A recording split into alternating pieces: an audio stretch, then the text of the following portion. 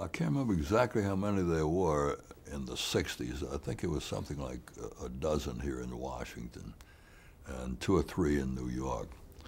And people forget NBC had a fantastic lineup of correspondents. At the time that the Huntley-Brinkley program was reigning supreme, we had people like Frank McGee, Ed Newman, John Chancellor, Sander Van Oker, and these guys, half of them would usually be in Washington at least, and they were all capable of traveling around the country to cover political events or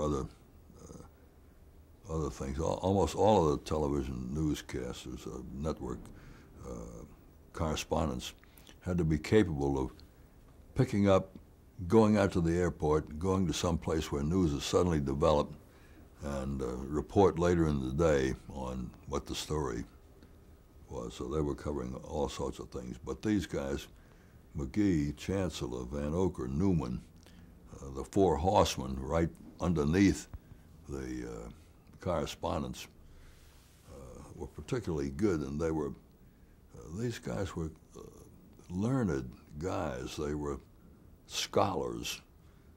They were people of stature.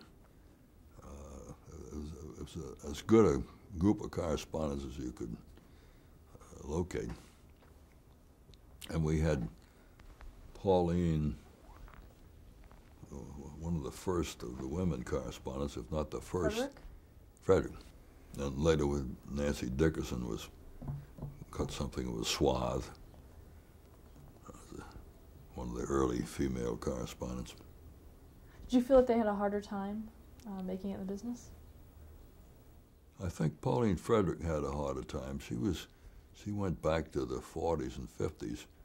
She was the United Nations correspondent for NBC. And in those days, being a female correspondent was unusual, and I'm sure a lot of the men looked askance at her and gave her a hard time.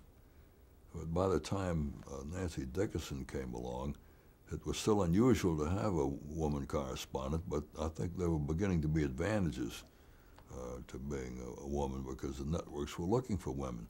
You'd go out and hire somebody and hope that you could find a woman to do the job.